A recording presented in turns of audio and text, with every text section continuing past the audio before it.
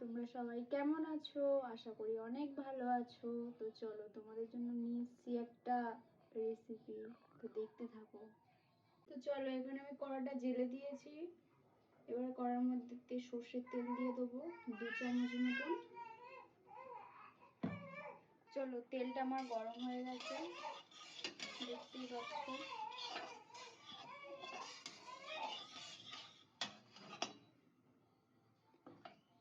এটার মধ্যে দিয়ে দেবো পেঁয়াজ কুচি।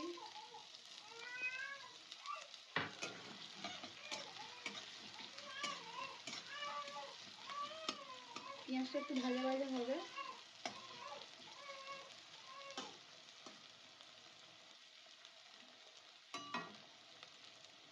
দেখো, পেঁয়াজটা এখানে হালকা লাল লাল হয়ে গেছে।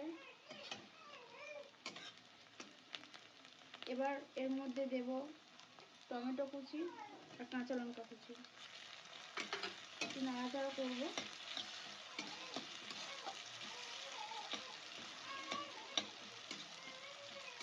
চলো, এবার এটার মধ্যে দিয়ে দেবো 1 চামচ নুন। চামচ একটু বেশি দেবো, যেরকমই লাগবে। এটাকে আবার একটু নেড়ে দেবো।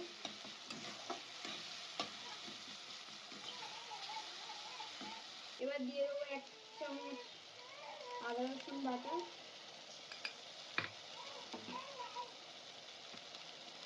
এর মধ্যে দেবো 1 চামচ হলুদ গুঁড়ো।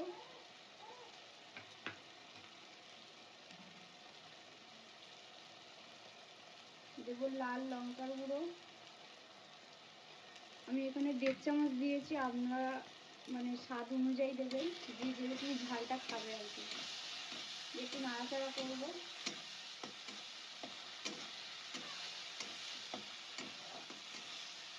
এখানে দিয়ে দিয়েছি 1 চামচ জিরে গুঁড়ো আর 1 চামচ ধনের গুঁড়ো। এটাকে দিয়ে ভালো করে একটু কষিয়ে নিতে হবে।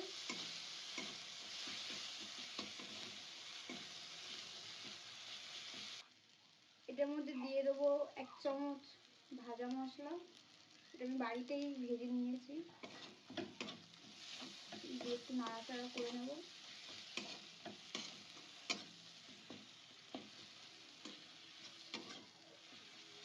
মশলাটা আমার এখানে অনেকটা কষানো হয়ে গেছে। এবার দিয়ে দেবো আলুটা, যেটা আমি সিদ্ধ করে রেখেছিলাম। এটা হাত দিয়ে আমি একটু মেখে রেখে দিয়েছি।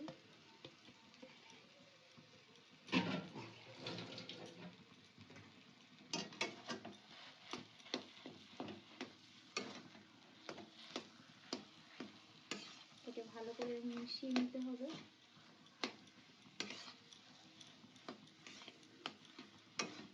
চলো, আমাদের এখানে কমপ্লিট হয়ে গেছে। আমি আলুটাকে পুরোপুরি একদম মানে মশলাটার সাথে মিশিয়ে নিয়েছি, দেখতেই পাচ্ছ।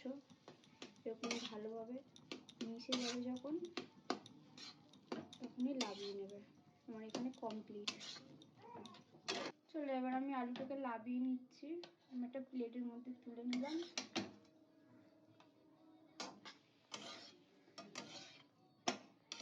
দেখো, আমি এখানে লাবিয়ে নিয়েছি আলুটা।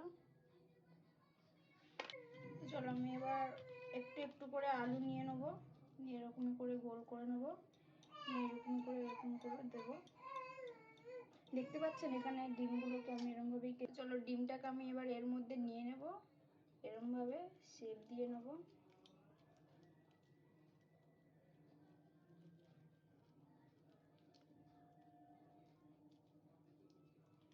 এরকমভাবে আমি জিনিসটা তৈরি করে নিয়েছি। চলো, আমার এখানে রেডি হয়ে গেছে। এবার তোমাকে এক এক করে ভেজে দেখিয়ে দেবো। ডিমটা ফাটিয়ে নিয়েছি, এটার মধ্যে একটুখানি আমি নুন ছড়িয়ে দিলাম। চলো, এবার আমি একটা একটা করে ডিমের মধ্যে দিয়ে এরকমভাবে চড়িয়ে নিলাম, নিয়ে বিস্কুটের গুঁড়োতে দিয়ে দিলাম। এরকম হাত দিয়ে শেপ দিয়ে নিতে হবে।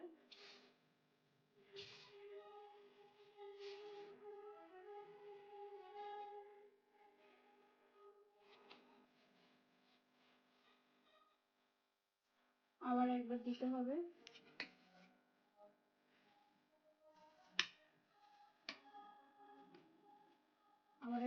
কেটে করে দিতে হবে।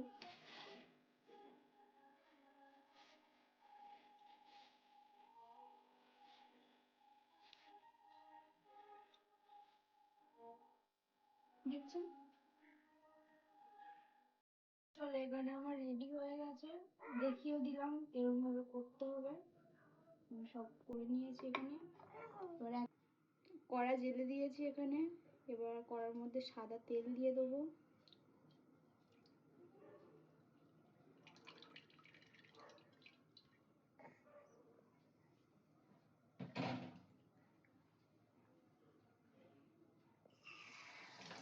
চলো আমার এখানে তেল গরম হয়ে গেছে, আমি একে একে এবার তেলের মধ্যে দিয়ে দেবো।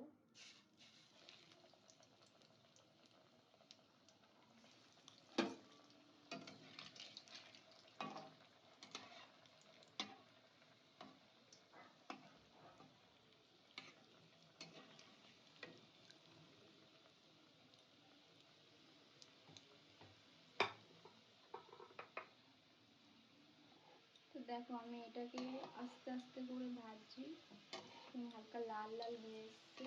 গ্যাসটাকে কিন্তু একদম কমিয়ে ভাজবে, লো ফ্লেমে, নাহলে কিন্তু পুড়ে যেতে পারে। আমার এখানে ভাজা কমপ্লিট, এবার আমি তুলে নেব।